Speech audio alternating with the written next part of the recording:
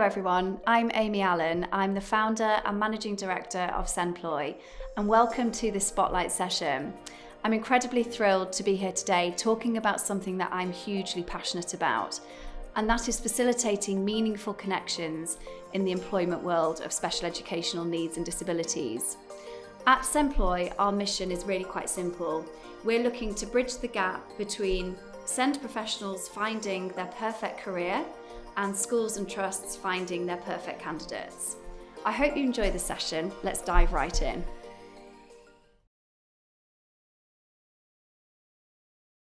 I wanted to launch Senploy really to solve a problem.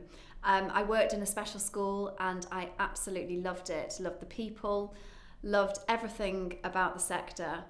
But I'm quite a business-focused individual, so I wanted to find a way that I could combine my love of the sector with my need to be part of a business. And so Senploy was born. I get a real sense of fulfillment from my contribution to the SEND sector. And even though it's very indirect, I know that I'm positively affecting and impacting on the lives of children and young people. And everyone has the right to feel fulfilled in their job and have the right to feel that they enjoy their job, they look forward to doing it. And that's really what I wanted to get from launching Senploy. People are busy. I wanted to make it easy for them to be able to look for a job in SEND, apply for that job, and then start along their career path in SEND. I wanted to make it easier for schools and trusts to advertise for the right type of individual to work in their school. I think at the moment there are so many job boards out there that don't get results, and that was something that I was really focused on trying to achieve through Senploy. We all want the best people working with our children or caring for them, and I think through Senploy we can ensure that you do get the better quality individuals coming through, so we are satisfying that need that the schools and trusts haven't up to now been able to have.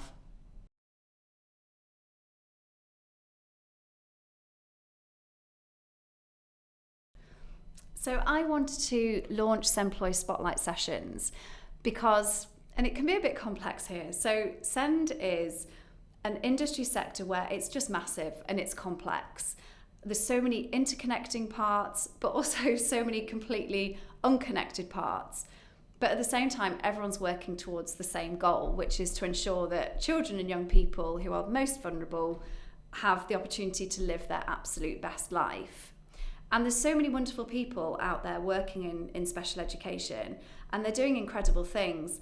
So I wanted to work with them as thought leaders, people that can generate conversation, cultivate a learning opportunity, expand my own knowledge, and showcase various aspects of the gigantic and expansive landscape that is special educational needs and disabilities.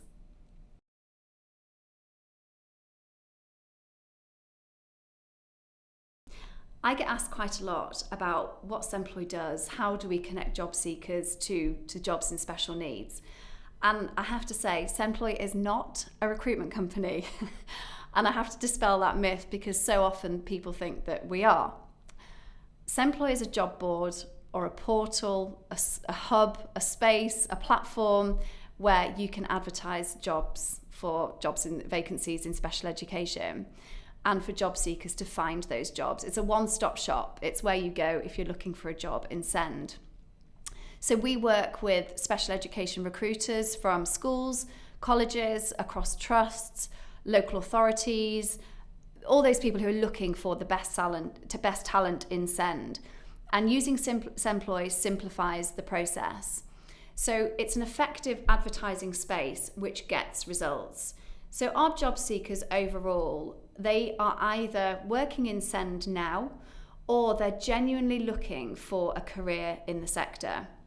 People who use generic job boards to search for their job, what we find is they will search for a teaching assistant position, but quite often because they're on a generic job board, they'll also probably apply for something that's completely unrelated to the education sector as well. I don't know, working in a cafe or petrol station or a supermarket, something like that.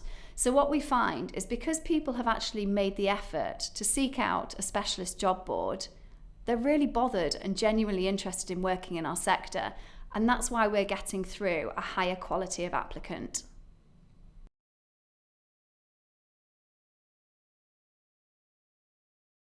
In terms of the challenges that we're faced with finding the right people to fill the jobs available on Senploy, it's a massive, massive question, and I don't think there is an answer that will be completely defined in what I'm saying, but there are some key points that I think are massive. First one being advert quality.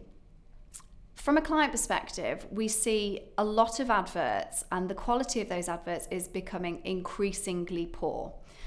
And I have conversations day in, day out with clients about their adverts being, and I'm quite candid in what I say, quite dull and inspiring adverts. They're a version of the same advert churned out over and over, and it's really uninspiring. You're not going to pull in the best candidates.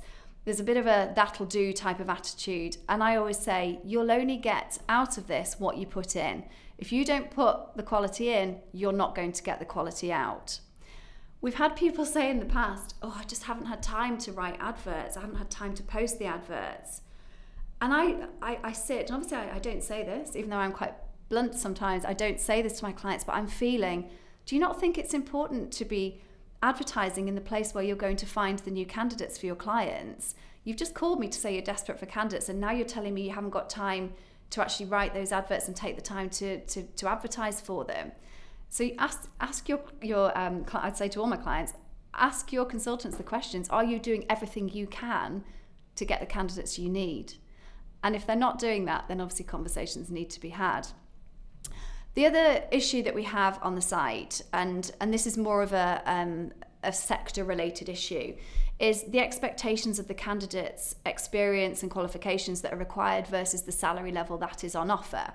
So it's a major challenge. We have adverts that state someone who is hugely qualified is required for the role and nothing else will do, but that salary level is paying exactly the same as what someone who is unqualified is being advertised.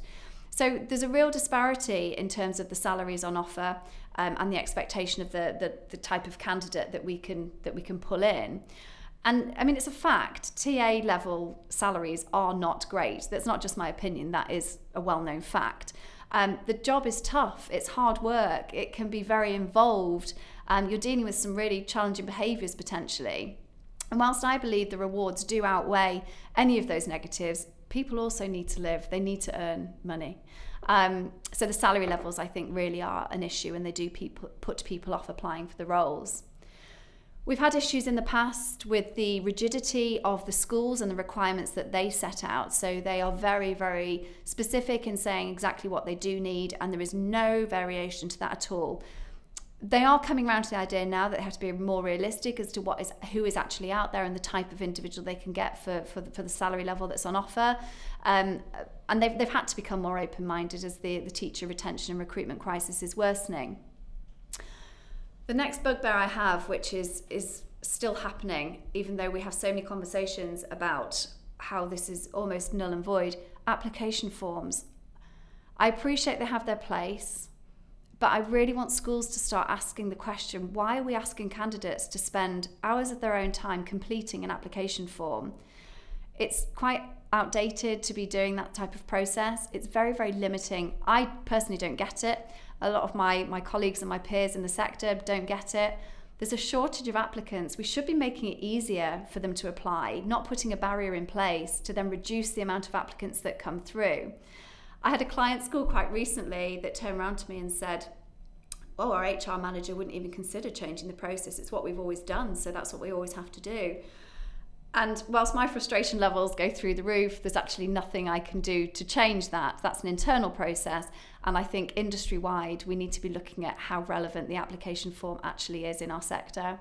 I understand there are safer recruitment processes that come into play here, but there is absolutely no harm in doing a one-click apply, send the CV through. If that candidate is of interest to you, make the call, speak to them, get them invested. Once they're invested in you as a school, maybe then they'll be more interested in filling out and more willing to fill out an application form. We can't deny there is a shortage of educators out there, and this is a massive issue. And that's not just in SEN. We have a full across-the-board shortage. Teachers are doing their initial teacher training, and then they're leaving the sector within 2 years. I think it was 8.8% of all teachers left the profession in the last academic year. And the number of graduates taking up teacher training positions is well below the target. So that vicious cycle just continues. So more needs to be done to encourage teachers to stay in the sector and to sell the benefits of making teaching a popular career yet again. And this one might be a bit controversial, but a lot of schools spend a lot of money advertising on some of the legacy job boards, and it's not always the best solution. There was an article that I noticed on Twitter quite recently, and one of the leading brands in the sector was trying to charge £17,000 for someone to advertise. They had one advert, and it was for an art teacher, and they were asking for £17,000 for the annual subscription to enable them to then post the jobs. And there was no guarantee at the end of that they will actually get the candidate they need to fill that job. And it amazes me how some companies feel that schools actually have this kind of money lying around as well. I think they managed to get it down to £11,000 in the end, but still absolutely crazy money. I would like to add that our charges are a fraction of those costs, and our customers seem to be very, very happy with the results that they receive.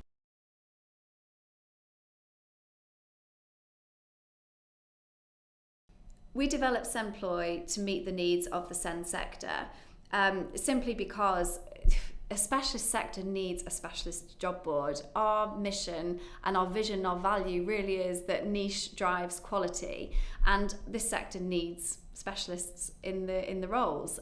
So we've listened to our clients, and we add value in ways that other job boards don't.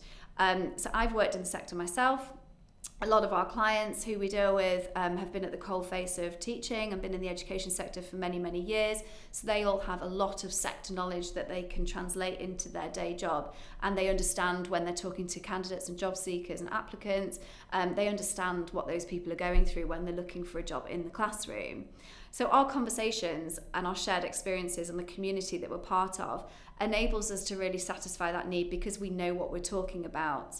A lot of questions that come from candidates are very much around how do they get into the sector, what training is available, how they can manage certain situations, and it's through our network of individuals and communities that we're part of that enables us to be that one-stop shop resource to enable us to fulfil those requirements from the candidates. I think it's really important to note here as well that as the only job board in special educational needs and disabilities, we have up-to-the-minute data about job vacancies and emerging trends, so we can react pretty quickly. So during COVID, for example, we saw a huge rise in the demand for tutors, and so we were able to pivot and target our marketing to a tutor audience rather than the previous audience that we were advertising to, and it became more defined. And then similarly, post-COVID, we noticed there was a massive rise in pastoral care-related roles. So again, the marketing followed suit. We also did a huge trailblazing campaign that was about trying to initiate more individuals who see themselves as unqualified, but have a strong keenness to enter into the sector and to have a look at and consider a career in special needs. We believe that skills are transferable. We believe that everyone has to start somewhere. And just because they haven't been afforded the opportunity to get a qualification on paper, those people shouldn't be overlooked.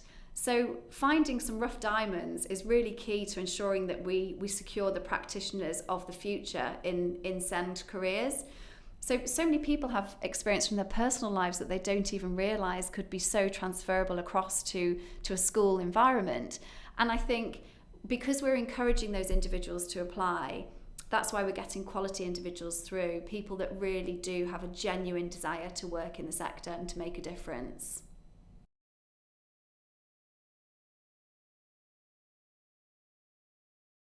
People from all different backgrounds and abilities can be included in finding a job in special educational needs.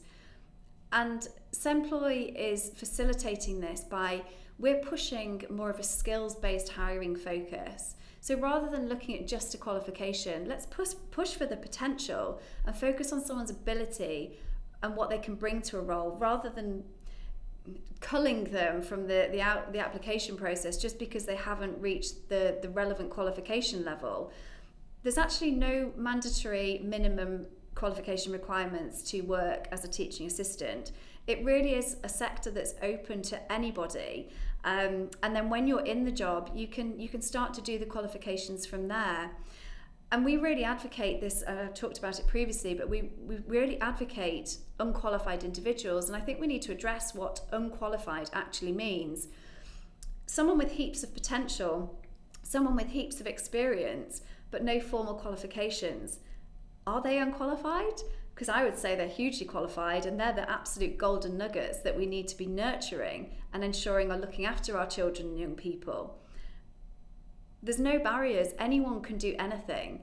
And we're in a sector, very fortunately, where there should be no prejudice. There's no judgment, it's inclusive. And if we can't offer those opportunities to individuals that haven't maybe had the right opportunity to enter the sector yet, then there's something seriously wrong. Education stands for equality and equity and individuality, and we need to be encouraging and nurturing this.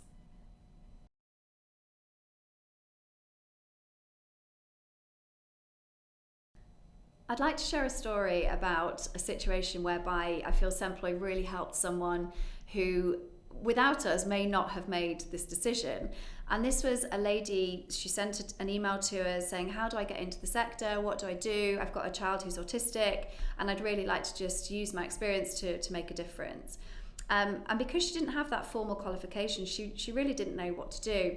So we put her in touch with one of our smaller, more boutique style clients, and they really nurtured her and were able to put her into a school where there was a fantastic mentor in place. They then encouraged her to start doing some qualifications, and she's really climbing the career ladder. She's really recognised what she does in the school. She's valued. She goes home and she's able to employ some of the strategies that she's used at school with her own daughter. Sometimes it's just a case of showing someone the path and letting them run with it. And this individual really has done that. And if it's right, people find their way. It's a sector that's not for everyone. But I would encourage people to have a go. If they're just curious about what's involved, I would really encourage people to just give it a try.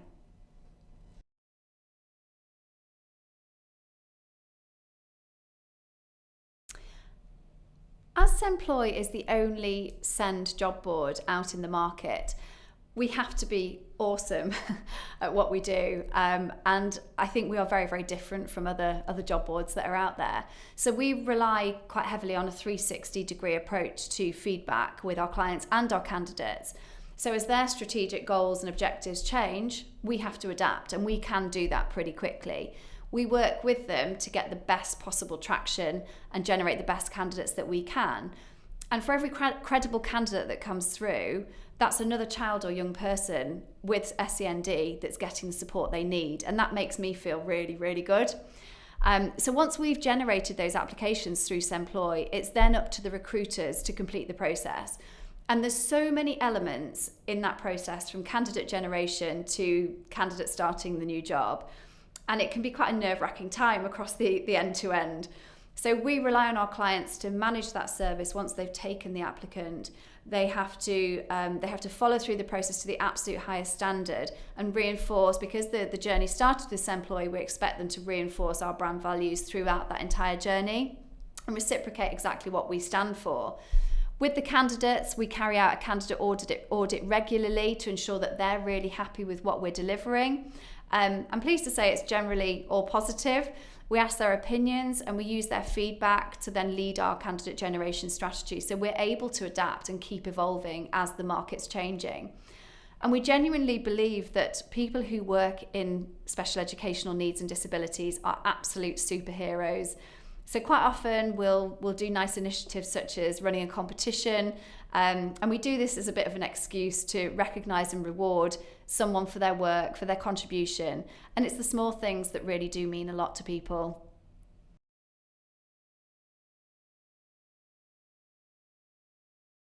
There's quite a few changes that I feel need to happen in special educational needs and disabilities in the sector, in the employment side of it. And first of all, we need to look at increasing the salary levels. They're not great, and it needs to be improved. cost of living is increasing and everything needs to be reflected in terms of the salary levels that are on offer. I think schools and trusts need to have a better focus on the retention of their staff. Don't just accept that people are leaving, understand why they're leaving. We need to be nurturing these individuals and seeing them through a career path that they can have a long-term future in the sector. Potentially look at companies outside of education that have a fantastic retention record with their staffing, and use some of the key elements of what they're doing and transfer that over into education. I think we can probably learn quite a lot from that. The increase in diagnosis of more children and young people that are being diagnosed with SEND, it needs to be a more attractive proposition to enter into a career in SEND. And with that, employers need to be offering greater flexibility, more money, a defined career path for progression, CPD, focusing on well-being. It really is a career for life, but senior leaders need to recognise that and be implementing some changes at the earlier stages of individuals' careers. There's got to be a real focus on reducing burnout. I looked at some data quite recently, and the education support charity cited that 59% of 3,000 people who were surveyed said that they were considering leaving education because of burnout. That's such a massive volume. The stats are there, it's clear as day, so something needs to be done to rectify that issue. I mean, we want jobs on Senploy, don't get me wrong, and for every vacancy there is out in the market, it's another advert on Senploy, so it's a positive. But we don't want the jobs on there because someone else has left. We want the jobs on there because it's a positive opportunity for growth. So that's the difference. And we'd love for trusts and schools to be working with us to audit their end-to-end process. Look at what they're doing with their teacher recruitment process now and how they can improve that. We've said that it's an end-to-end journey where there's so many facets to that. And we can look at every single part of that, evaluate it, audit it, and then we can come up with recommendations to ensure that getting the recruitment and retention process just right for the future enables a more secure workforce for the children and young people.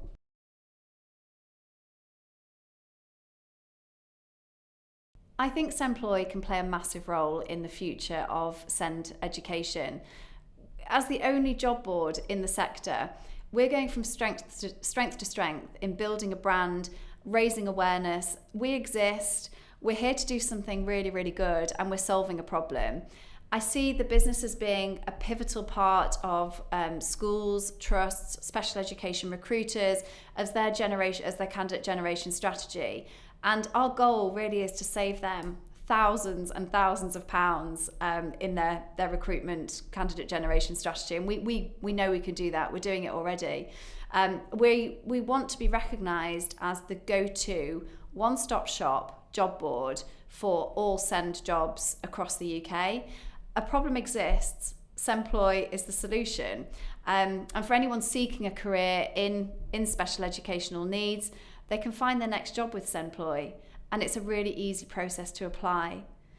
It fundamentally comes down to my belief that our contribution in the special education recruitment supply chain means that another child with SEND is getting the support to enable them to live their absolute best life. There's so many areas and topics that I could talk about, but I do think that's probably enough from me. The Spotlight Sessions introduce a whole host of experts from across the sector, and I'm really excited to hear their stories.